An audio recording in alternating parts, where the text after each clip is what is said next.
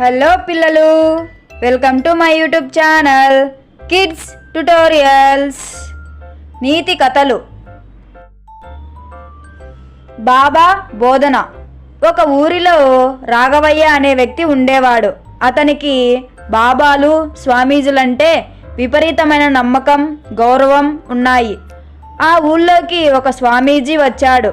రాఘవయ్య ఆ స్వామీజీకి రుచికరమైన భోజనం పెట్టి, స్వామి, అబద్ధాలు చెప్పకుండా, పాపాలు చేయకుండా బతకలేని ఈ ప్రపంచంలో మీరు పాపరహితులుగా ఇంత నిర్మలంగా ఎలా ఉన్నారు అని అడిగాడు. ఆ సంగతి అలా ఉంచు, సరిగ్గా 7 రోజుల్లో ఈ ఇంట్లో మరణం ప్రాప్తమయ్యే అవకాశం ఉంది అన్నాడు స్వామీజీ. రాఘవయ్య కలవరపడి ఆస్తి పంపకాలు ఎలా జరగాలో, బాకీలు వసూళ్లు ఎలా వాటి గురించి కుటుంబ సభ్యులకు వివరించి చిత్తశుద్ధితో దైవధ్యానం చేస్తూ సమయం గడపసాగాడు.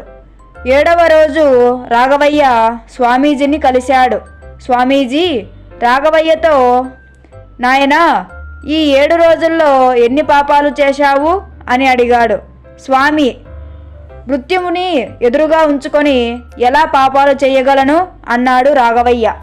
నీకు మరణం ప్రాపిస్తుందని నేను చెప్పలేదు కదా. మీ ఇంట్లో ఇవాళ ఆవు చనిపోతుంది. నీ ప్రశ్నకు నువ్వే జవాబు చెప్పావు. నాలాంటి వాళ్ళు మృత్యువును జీవితాంతం మరిచిపోరు. అందువల్లనే పాపాల జోలికి వెళ్లకుండా ప్రశాంతంగా జీవించగలం అన్నాడు స్వామీజీ. మరిన్ని వీడియోస్ కోసం subscribe to my YouTube channel kids tutorials.